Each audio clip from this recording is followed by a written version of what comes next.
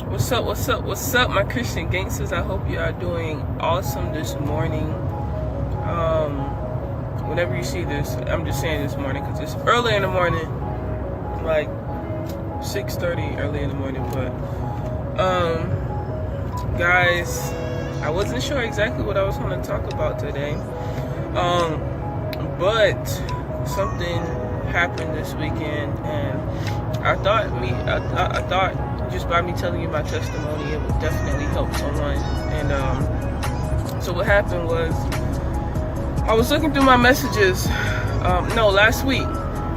I'm looking through some of my old Facebook messages, trying to delete some, and I come across a message that I did not respond to a year ago. Now, a lot of you do not know, because it's honestly, a lot of y'all, it's none of y'all business, but hey, this is my testimony, and I feel like this will help somebody. But a lot of people don't know that my mother's husband is not my biological father, but he is my dad. That, no doubt about it, that's my dad. That's the man that raised me. But just so happened my biological father reached out to me a year ago, and because I was still bitter, still learning, in a different place in my life, I did not respond. And it was after I graduated. He was telling me congratulations, because I'm guessing he saw my pictures and whatnot, of me taken after I graduated, and he said congratulations, trying to get to know me or whatnot. Because before that, now mind you, I was 22 years old when he sent that message. I had not seen him or talked to him in maybe about 5 or 6 years, 4 or 5 years before that. Had not talked to him at all. So maybe about 17, 18 years old, that was the last time I heard from him. And I think I might have been 14 to 6, I can't remember. Before that, it was even years before that, I had even personally seen him. And so I was like, I'm trying to tell you guys how good God is, how much he loves you, how you should forgive, how you should have an open heart. And how can I do that if I don't even do that myself? A lot of people say, you should sweep on your own back door or whatnot, and that's exactly what I've been doing. I can't sit here and try to be an example if I'm not truly being honest, being open, being transparent, and doing the same thing. I'm not going to tell you guys anything that I'm not doing myself, because that would be me misleading you, telling you something that I wouldn't do myself, and that's not what I'm about. So I was like, let me just go ahead and message him back. It had been a year, y'all. God is so good. God can change your heart and your mind in a year, so much. But I messaged him back, and then he messaged me back, and we had been messaging back and forth maybe about a day or so. And he wanted to talk to me on the phone, and I'm not gonna lie, I kind of put it off for a couple of days or whatever. And you probably watched this video, so I apologize for putting you off for a couple of days. But yesterday, which would have been Sunday, today is Thursday, you're looking at this, so I talked to him finally. We was on the phone, and just basically catching up on life and what's going on. I have a niece now, finding out all of that, because I have a set of siblings in Minnesota also. So I'm now an aunt, and all of that. And he was telling me about that, and about some of the miscommunications between my siblings and him, and just a lot of things that he had been going through about him. I would love for him to maybe tell his story, but it was just amazing. It wasn't, and he made it clear. He said, look, I'm not going to sit here and justify or make an excuse of why I was not there for you. And then he said something that was just so profound. He said, I'm sorry for not being there for you, but your mother and her husband did an awesome job with raising you. And from right there, I broke down and I cried because, man, I'm gonna try not to get emotional, but sometimes you're looking for an apology and you don't even know it. Because he said, "I'm sorry," that made a world of difference to me. It was like, because for years I thought that he didn't care and all of that. And mind you, I'm not gonna even lie, I knew that he was watching my videos on Instagram because he would like some of them, and he was like, I wasn't there for you, but I watched you from a distance. He said he would look at my pictures on Facebook, or he would watch my videos or the things that I would post, and he said, "I watched you grow up from a distance, even though you didn't know it. I was still there, and but I just didn't want to bother you, and I figured that you didn't want to be bothered." It was something unexpected, because I didn't expect for him to own up to what he was saying. And again, he said, "I'm not making excuses. I'm just telling you what happened and my thought process." And he said, "I'm older now, and I realized that the more you put off things, the harder it gets for you to take action." And I'm like, dang, first of all, I talk a lot like him, and I'm like, dang, yo, intellect, man, dang. But I had to have an open heart to even message him back. It took courage. It took me getting myself out of the way to message him back, because even though I do have a father figure, my daddy, the dad that raised me, I have a father.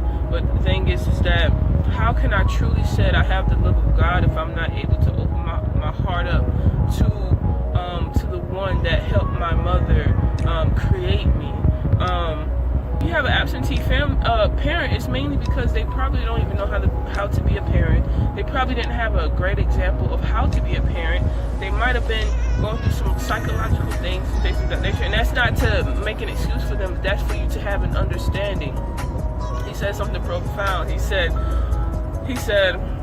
well, if while we're talking, and if you're ever angry with me or upset with me at some of the things that I say, I would like for you to tell me so that I can understand, because where there's not understanding, there is misunderstanding, which means that we will not be able to be on the same page. I was like, dang, that's true. That is so true. So, and that's true also for you guys, where there is miscommunication, there's misunderstanding, which means that you and that other parent won't be on the same page. So please just pick up the phone, and I would encourage you absent mothers or you absent fathers to just pick up the phone and call your kids. Call. Again, the longer you wait to do something, the harder it's going to be. So if you've waited years and years and years to call your child, understand they're still waiting for their call, even though that they're grown. I am a grown woman, and I broke down and I cried when he said, "I'm sorry." Do you understand that your child is probably still waiting on you to call them and say, to hear you say, "I am sorry for not being there"? They are waiting on that call. They're waiting to get a breath of relief, and they don't even know it.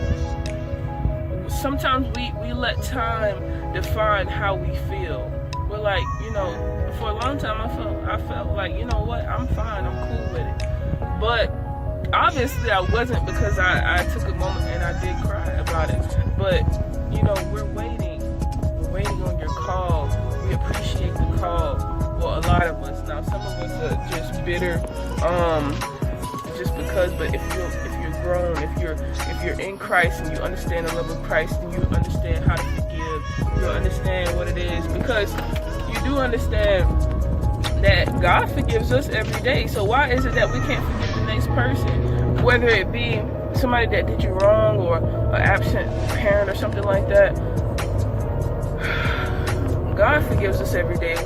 We do God dirty every day of our lives. We do things that just don't make sense. It's like God been giving us His grace and mercy for so long. He even gave His only begotten Son just so that our sins could be forgiven, and we can't extend a hand to someone else.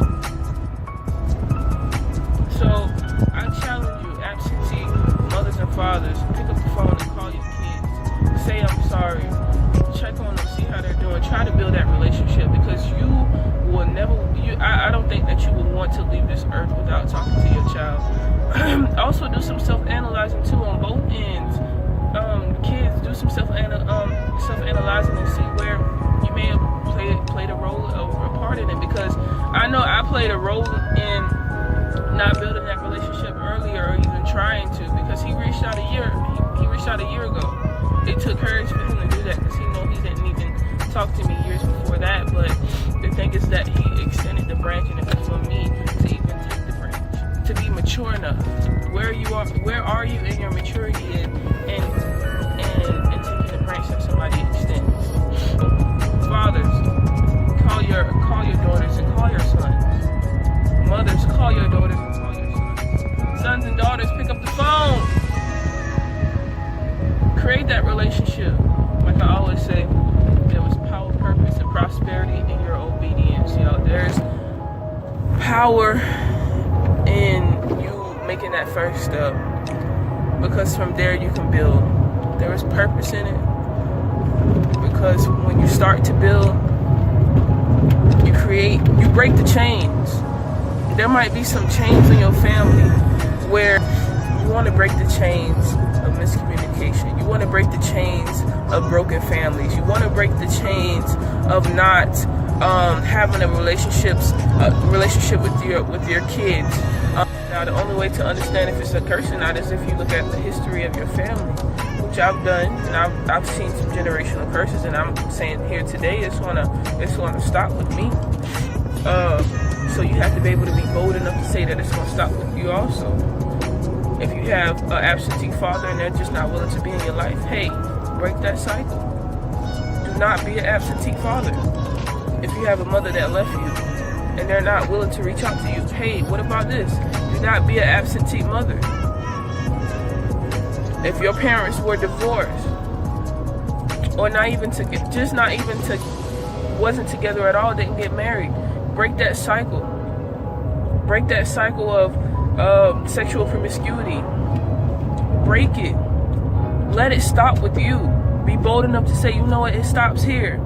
My kids will not have to deal with this. So, and then the last thing is that there is prosperity in it. Once you break those cycles, once you break those curses, once you break those chains, you'll begin to see prosperity in your life, because you're allowing God to be in the mix of it all. You're allowing God to be in the mix of your relationships, letting God heal your heart, because God is not in bitterness. He's not in anger. He's not in he's just not in all of those things. I mean, that's not of God. If you have bitterness in your heart, that's not of God, and He can't prosper there. But if you have hope, you have joy. The fruits of the Spirit: love, kindness, joy.